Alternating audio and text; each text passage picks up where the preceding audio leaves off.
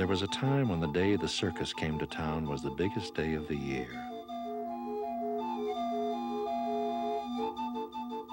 Farmers in the Midwest, factory workers in New England, children in crowded cities, everyone counted on the traveling circus to amuse and entertain them.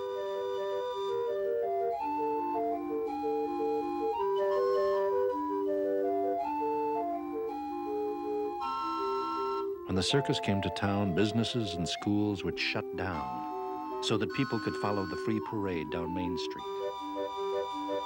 In this parade came the most exotic and extravagant attractions any American could ever hope to see in his own hometown. Bizarre beasts from distant continents, charcoal-burning, steam-powered calliopes,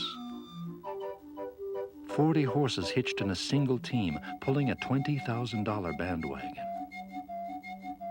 And perhaps most exotic of all, the men and women who worked and performed with the circus and who lived the circus life.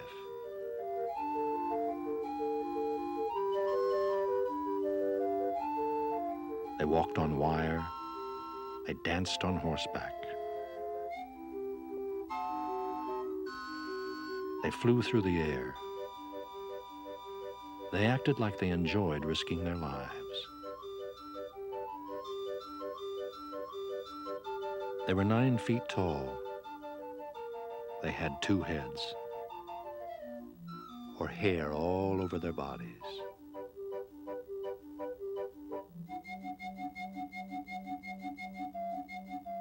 They always knew the latest jokes and the latest songs. They spoke their own language and lived by their own rules in their own world.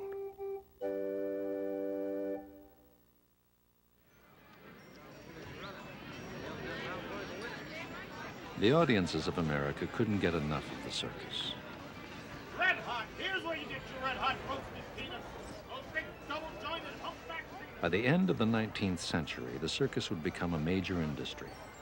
But in the early days, all it took was a caravan of wagons to bring a self-contained reality into town. A small, mysterious world for just 50 cents. Americans had mixed feelings about traveling show people. They admired them. They were jealous of them. They were afraid of them. They fell in love with them.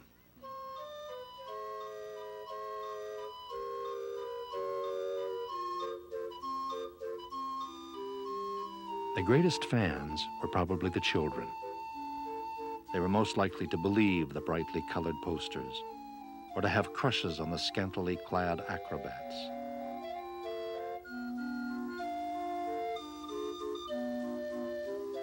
Kids scared their parents by trying to imitate dangerous stunts and by threatening to join the circus when it left town.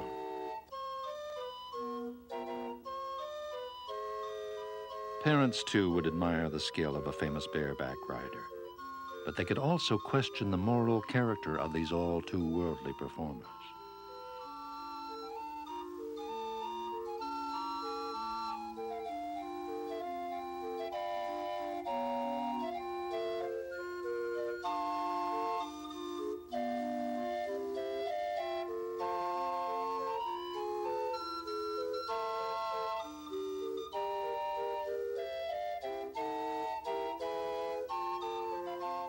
The men and women of the circus celebrated their bodies and pushed them to new limits.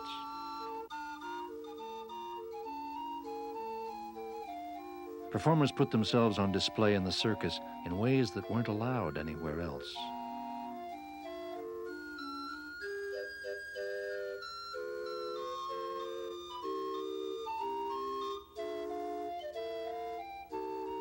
In the process, they helped redefine Victorian ideas of masculine and feminine behavior.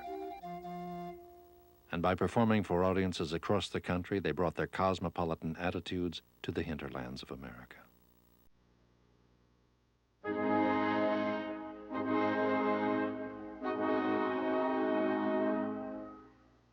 The reputation of the circus for corruption was not entirely a matter of old-fashioned morality. Insiders said that a large percentage of circus profits in the smaller traveling shows before 1900 came from various forms of grift, cheating the customers.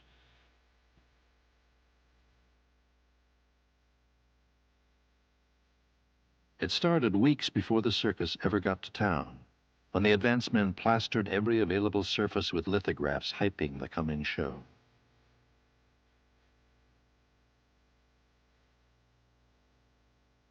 Although everyone knew that no circus could ever quite match its advertising, the anticipation and excitement were formidable by the time the circus hit town.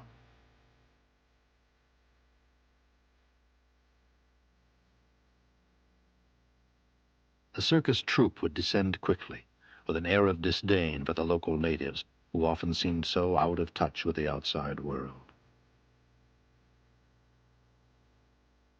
The men who sold tickets to the anxious crowds often received no salary.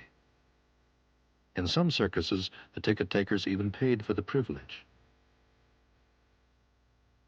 Their compensation was the money they shortchanged from the throngs. Shills were hired to get in line and push, just to increase the excitement. And dips or pickpockets were permitted to operate on the midway, in return for a percentage of what could be stolen.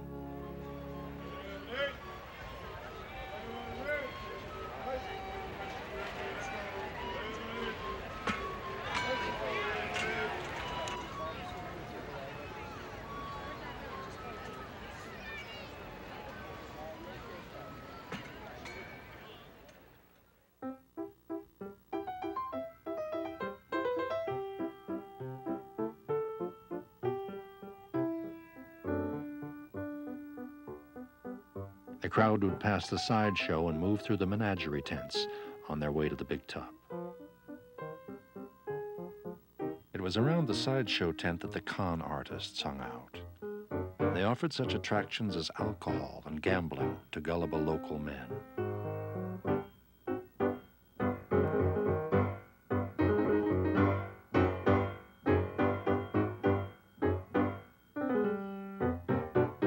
Circus people used the word rube to describe local natives who were easily swindled.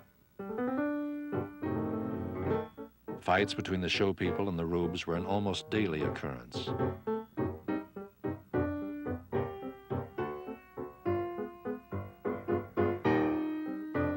Circus men knew to expect violence in some towns, like Scranton, Pennsylvania, where the coal miners had a reputation for short tempers. When they felt ripped off, they'd attack with rocks and lumps of coal.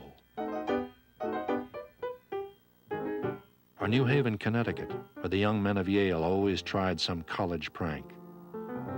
When they tried to steal a trained monkey, the circus troupe used an elephant to fight back. Brawls between circuses and rubes could last for hours, and on several notorious occasions left over 20 dead.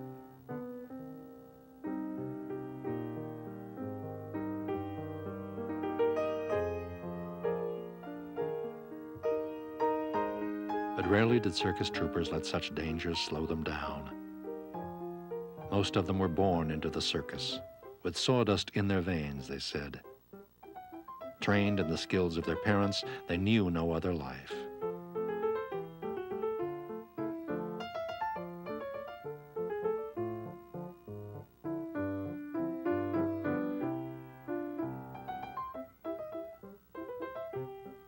They took pride in always making it to the next town, and always putting on a show that would keep the rubes coming back year after year.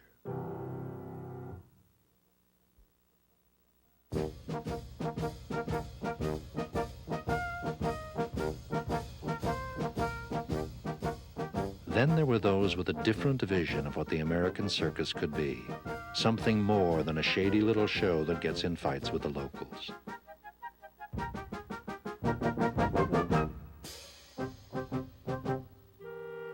Of these ambitious showmen, Phineas Taylor Barnum was the most visionary and the most successful.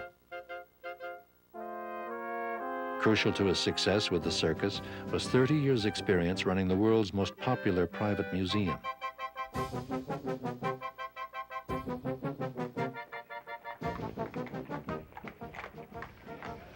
Everyone who went to Manhattan in the mid-1800s went to Barnum's American Museum, the most brilliant scientists and the simplest country bumpkins, European royalty and recent immigrants who could barely afford the 25-cent admission.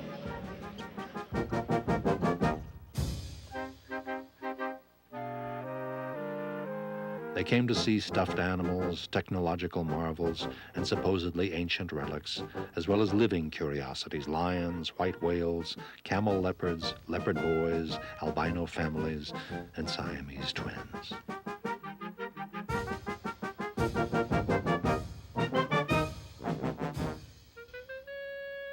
Barnum himself was something of a living curiosity. He had cultivated a name for himself as the Prince of Humbugs. A humbug is a hoax, and Barnum was the master who mingled the scandalous, the ludicrous, and the sensational with enough education and morality to make the whole thing seem acceptable to all.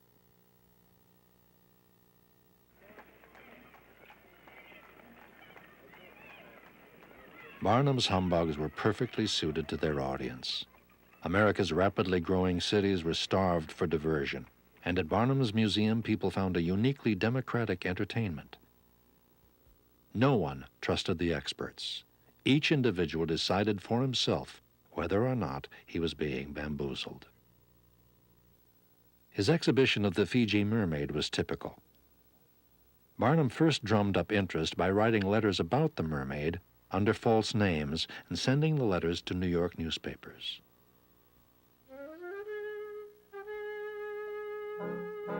Then he created advertisements based on what people might hope a mermaid would look like. What the public actually saw, after they paid their 25 cents, was the stuffed torso of a monkey skillfully sewn to the tail of a fish.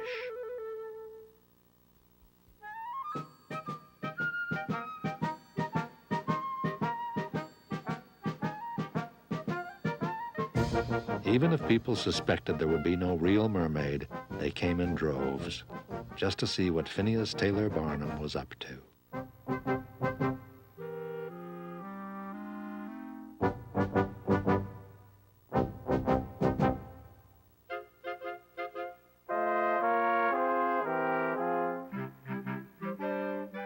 Barnum had the ability to repeat his success almost endlessly.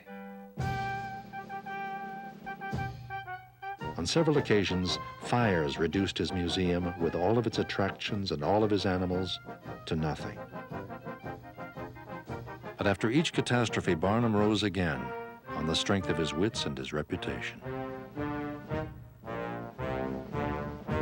During one of these comebacks, he decided not to rebuild his museum. Already 60 years old, Barnum began a new career in the circus.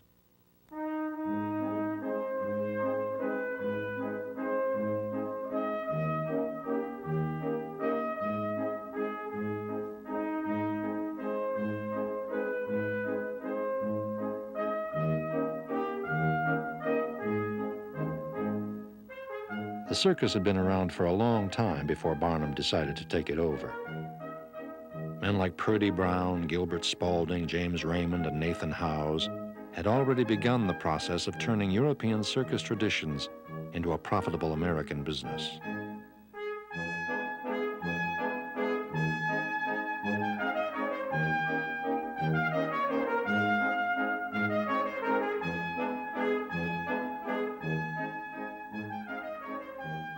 Barnum went into business with a circus man named William Cameron Coop.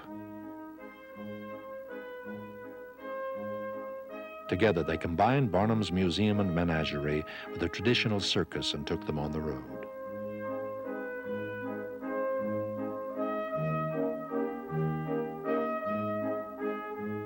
It was billed as a great traveling exposition and World's Fair consisting of caravan, gallery of statuary and fine arts, Polytechnic Institute, zoological garden, and 100,000 curiosities. The actual word circus was played down to avoid any impression of vulgarity.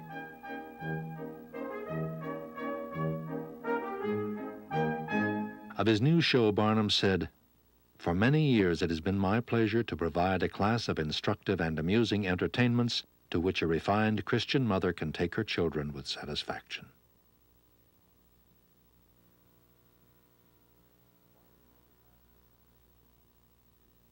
Barnum advertised something for everyone: music, theater, science, fine art, clowns, trained animals, the world's greatest acrobats.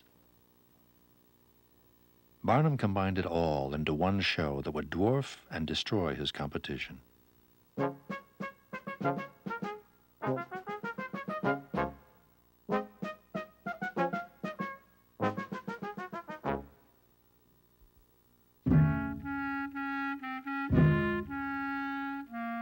In the world of the circus, old means of transportation were holding competitors back. Horse-drawn wagons on country roads could only travel 15 to 20 miles at a time, forcing even the biggest circuses to stop and play many small, unprofitable towns. Some say it was Coop, and others say it was Barnum, who decided to bring the circus up to date to move the entire operation by rail.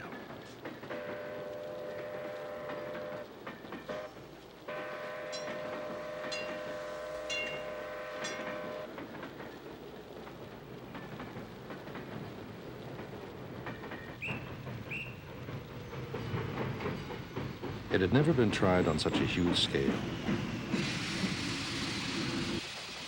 The logistics were incredible. 3 separate trains, 61 cars, 3 acres of canvas, almost 1,000 people, and hundreds of animals, all needed to be loaded, moved to the next town, and unloaded every 24 hours, with time left over for a parade and 3 performances.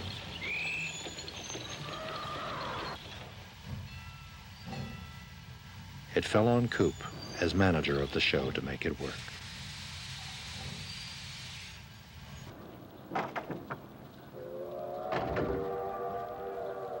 Many of the techniques developed by Coop remained in use for as long as circuses traveled by rail. A system of ramps and bridges between the railroad flat cars made it possible to load and unload the train from the ends, rather than having to hoist wagons over the side.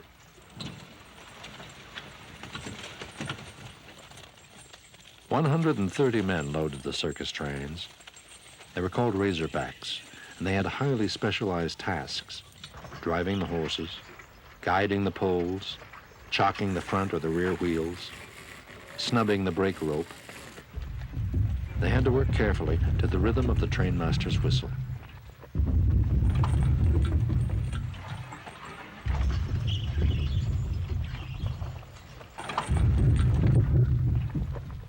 Moving the circus by rail was even more dangerous than performing under the tent.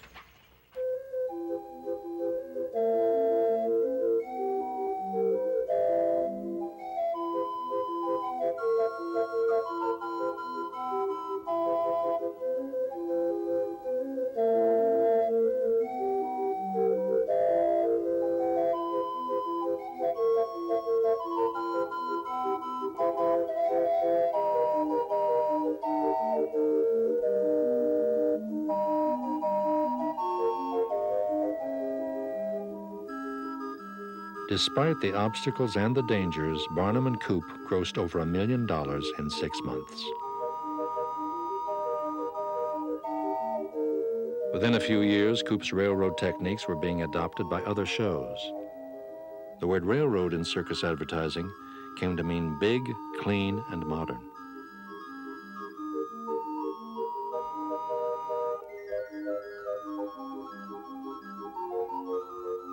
Some of those who thought of circuses as dirty bohemian operations began revising their opinions.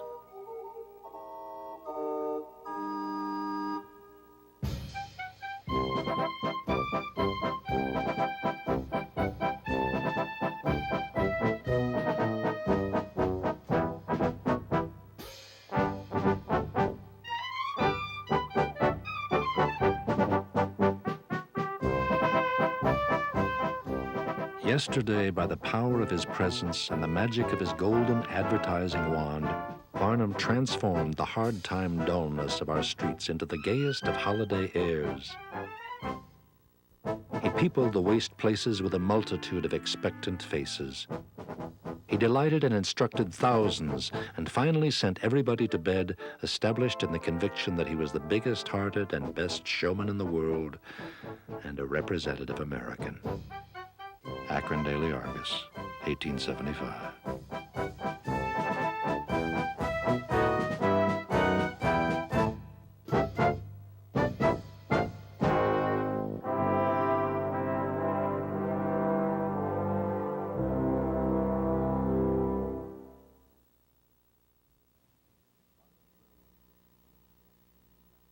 Barnum's Railroad Circus found itself turning back customers from overcrowded tents.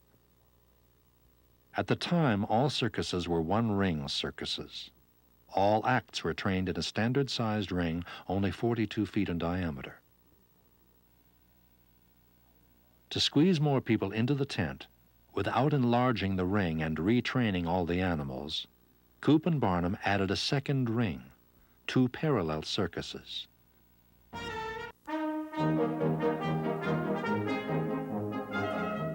Zazel the human cannonball was one of the first of the many daredevils who became popular with Barnum's show. Her basic technique of launching herself with an India rubber spring and using smoke and a loud bang to complete the illusion has been copied ever since.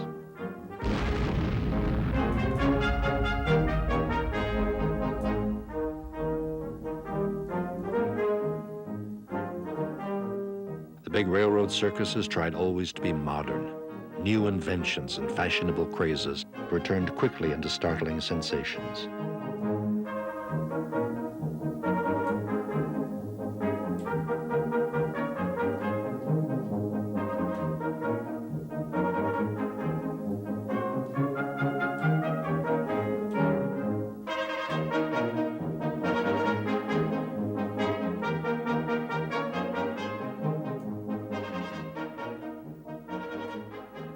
Daredevils died in these modern contraptions.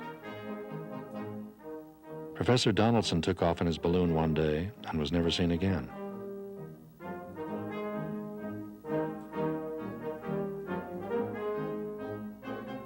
Diavolo died trying to execute his famous loop-the-loop on a bicycle once too often.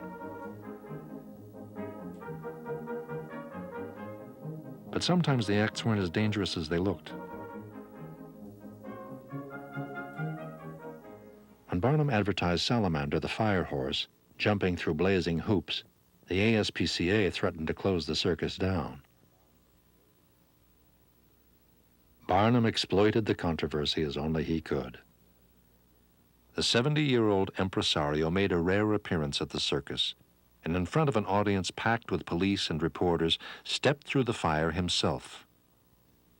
The chemical flames were frightening but harmless, and the ASPCA backed down. There was an educational component to these exhibits. After looking at pictures of animals, drawn by artists who had never seen them, children got to see the real animals in circus menagerie tents, precursors to the modern zoo.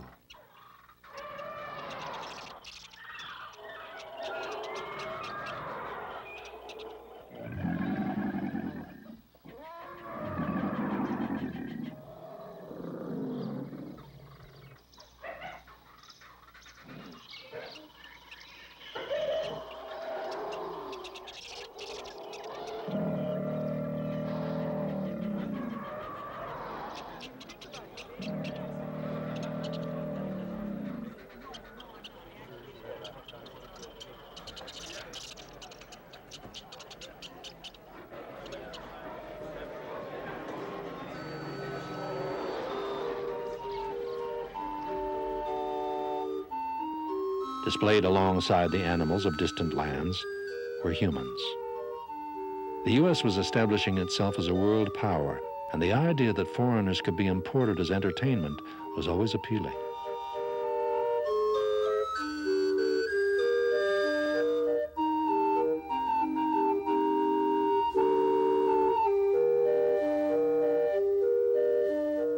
If actual foreigners were too difficult to hire, or turned out to be not quite exotic enough for the circus, it was relatively easy to find Americans who could pass. Bueno and Pluteno, the wild men of Borneo, were advertised as brutal savages with superhuman strength. Actually, they were Barney and Hiram Davis, mentally and physically underdeveloped brothers from Ohio. William Henry Johnson, born in Liberty Corners, New Jersey, was presented as a curious missing link from West Africa. Johnson was born with microcephaly, which caused the condition known in the 1800s as a pinhead.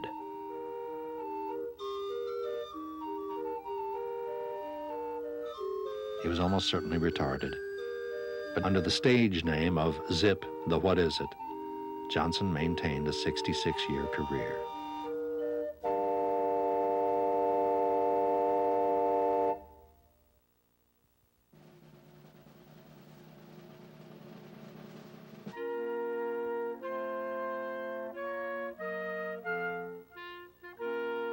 For a while, anything foreign was a big draw at the circus. P.T. Barnum started each performance with a grand pageant called the Congress of Nations. It consisted of actors impersonating the monarchs of the world and all of their entourages, with exotic animals, gilded carriages, and uniformed musicians.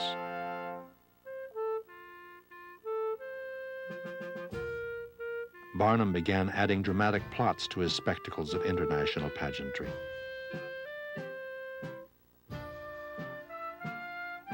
Some of these theatrical productions could last half an hour, with casts of nearly 1,000 people. Soon, Barnum's biggest competitors were also putting on spectacles, specs, as they were known to people in the business.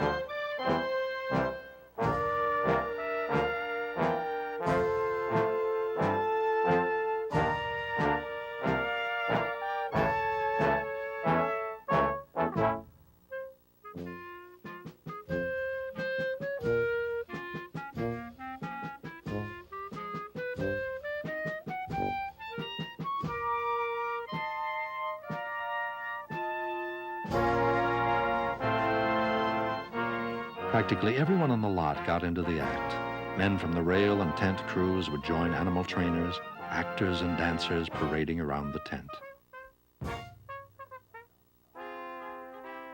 Then they'd rush out of costume after the spectacle was over to start prepping for the move to the next city.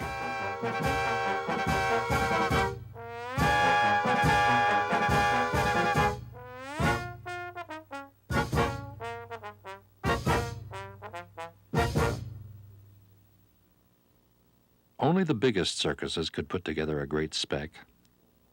Perhaps the biggest of all was Adam Forepaugh Sr., whose shows were actually larger than Barnum's at times. This Philadelphia butcher-turned-showman gave Barnum a run for his money with spectacles like The American Revolution and La La Rook, featuring a woman billed as the most beautiful in the world.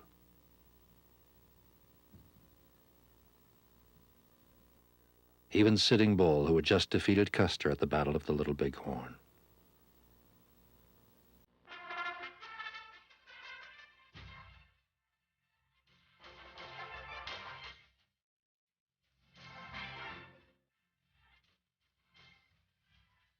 Traditional circus acts and demonstrations of military drills from around the world also became part of the Wild West formula.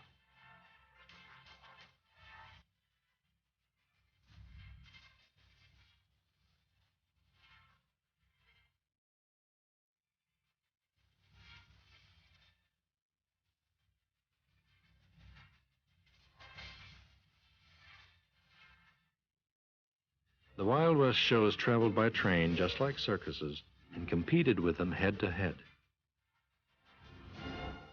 "You have heard of circus fights, have you not?" wrote Buffalo Bill to his brother.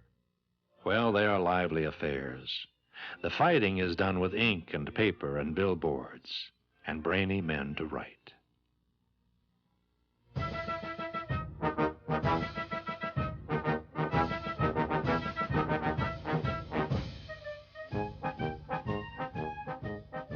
Barnum called his circus the greatest show on earth, but there were a dozen others also big enough to advertise themselves as the greatest, the finest, the biggest, or the best.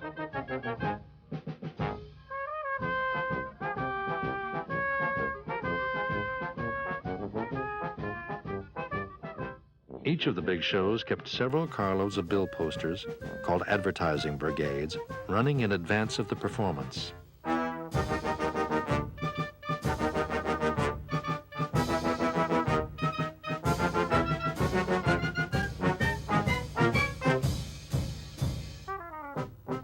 In a single season, one of the big circuses could paste well over 1 million sheets of paper to buildings and store windows across the country.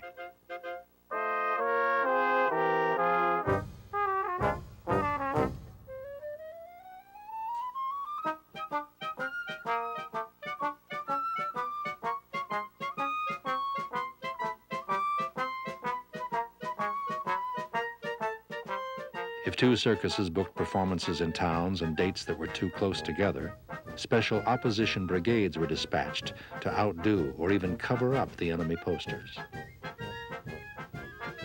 There were circuses that would even stoop to putting their own names with another circus's pictures.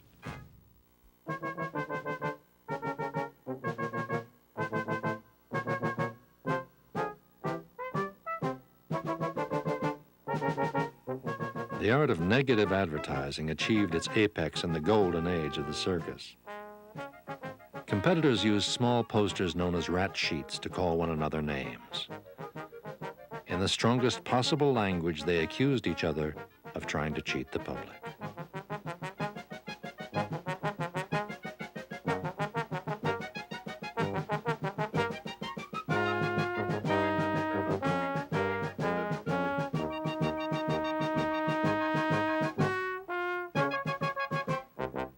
P.T. Barnum and Adam Forepaugh were both masters in the art of controversy as an advertising tool. They competed in everything.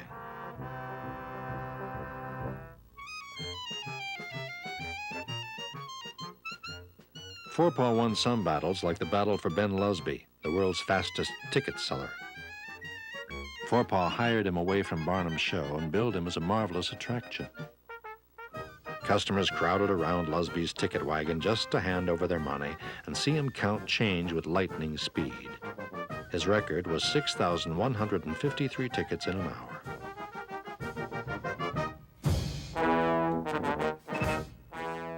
But Barnum won most of the bigger competitions, like the one for the world's biggest elephant.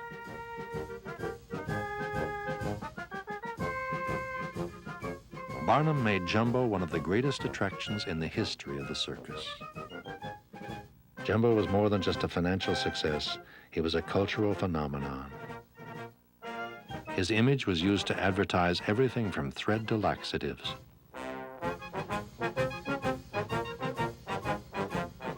His name added a new word to the English language.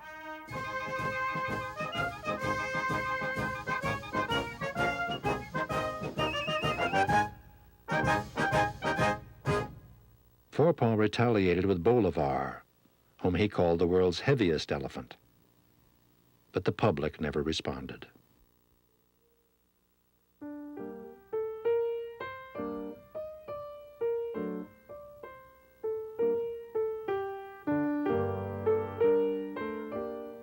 Even after Jumbo's death in a rail yard accident, he still outdrew Bolivar.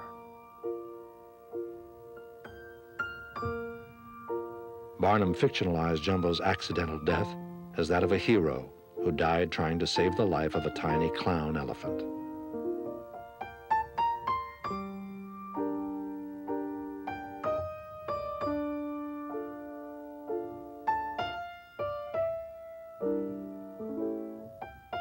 For years, Barnum displayed Jumbo's stuffed hide next to Jumbo's mounted skeleton in the museum tent.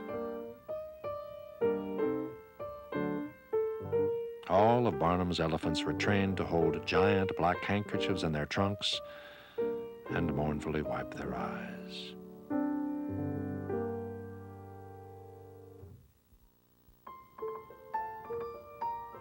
Another great rivalry broke out between P.T. Barnum and James A. Bailey. This rivalry would lead to the biggest circus yet. Bailey was the 35-year-old manager of the Great London Circus. A baby elephant had just been born at his winter quarters, the first elephant ever born in captivity.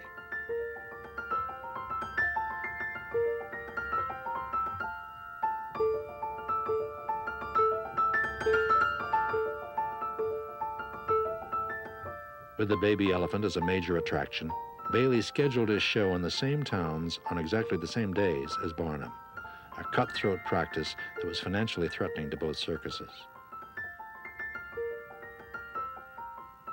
Since Barnum couldn't beat the baby elephant, he offered to buy it.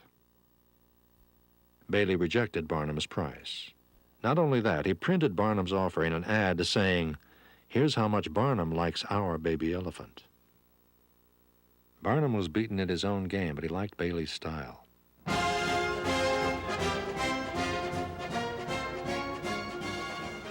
Since Barnum and Coop had parted company, Barnum and Bailey and Bailey's partner Hutchinson joined forces in 1881, creating what would become known as Barnum and Bailey's greatest show on earth. Many circuses may have claimed to be the greatest, but this grand consolidation probably deserved the title.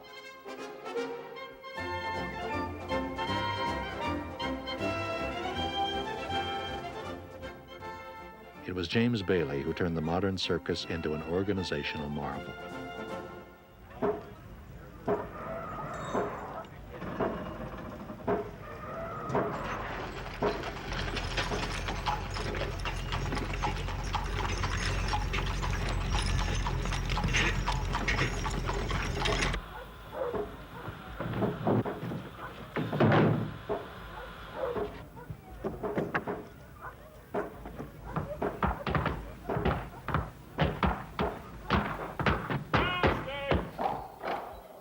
One journalist wrote that no army knows such severe discipline.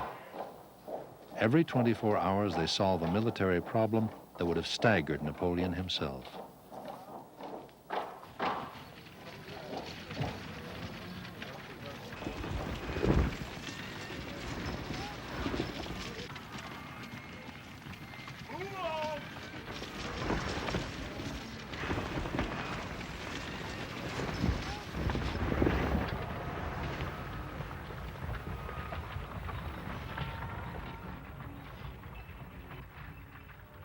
The quartermaster of the Imperial German Army followed Bailey for weeks, trying to learn how he kept the whole operation running so smoothly.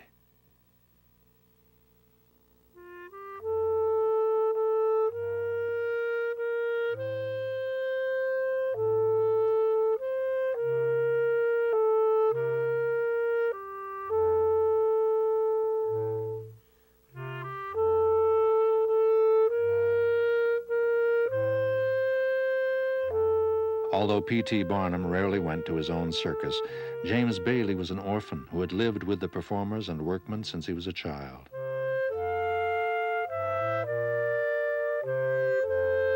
Bailey's circus was like a company town, population a little under 1,000. Like any company town, the basics of life, at least, were provided for by the employer.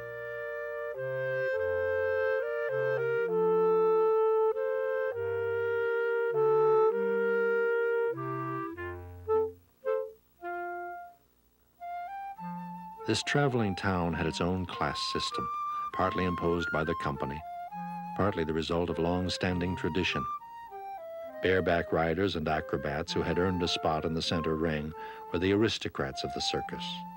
They got Pullman berths on the trains, 2 buckets of water, a trunk, and the best seats at dinner.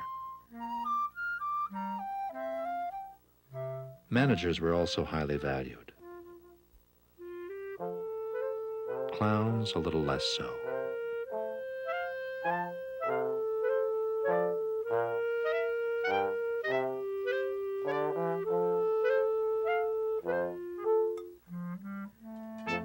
Freak show performers kept to themselves.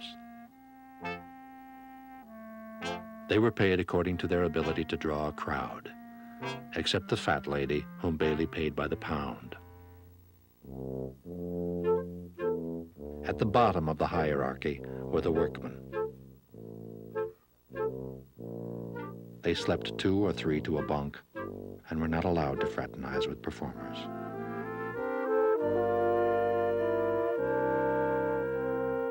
Barnum and Bailey established a code of conduct for all their employees. No sleeping together, no drinking, no shortchanging the customers, and no pickpockets.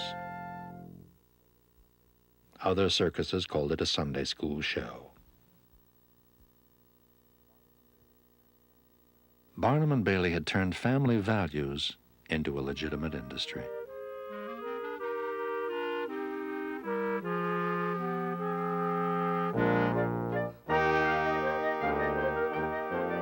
No rube could leave this show feeling cheated. It was too clean cut, too much fun, and simply too big.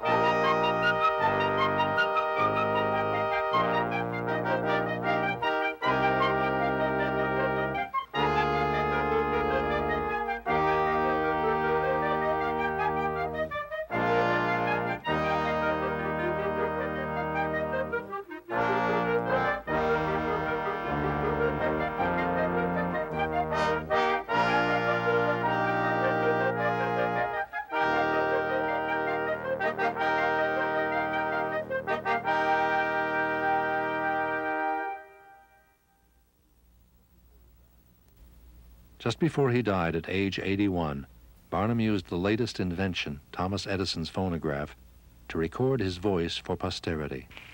So that my voice, like my great show, will reach future generations and be heard centuries after I have joined the great and, as I believe, happy majority. E. Barnum.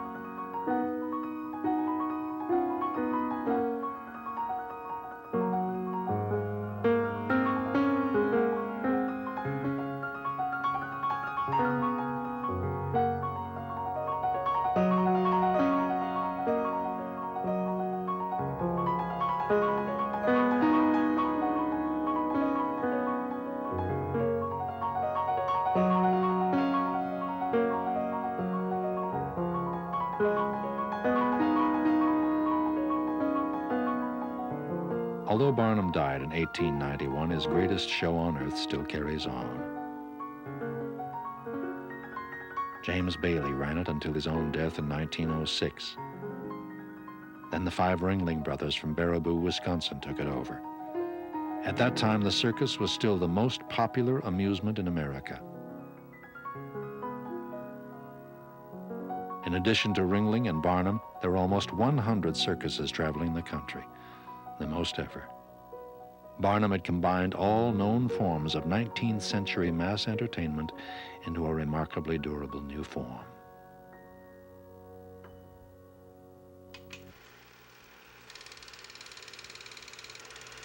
But with the invention of Edison's phonograph and the motion picture, the big circus stopped being the most modern of all entertainments.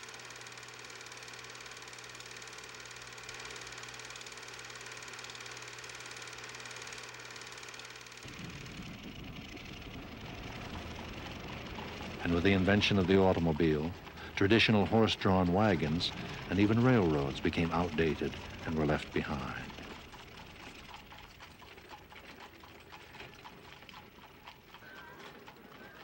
To Americans who could drive themselves to the public zoo, or fly to another country, or see action and spectacle in the movies, the circus seemed less exotic, not dangerous or controversial anymore.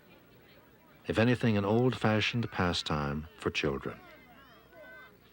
The 19th century rube had begun to disappear. With him went the golden age of the circus.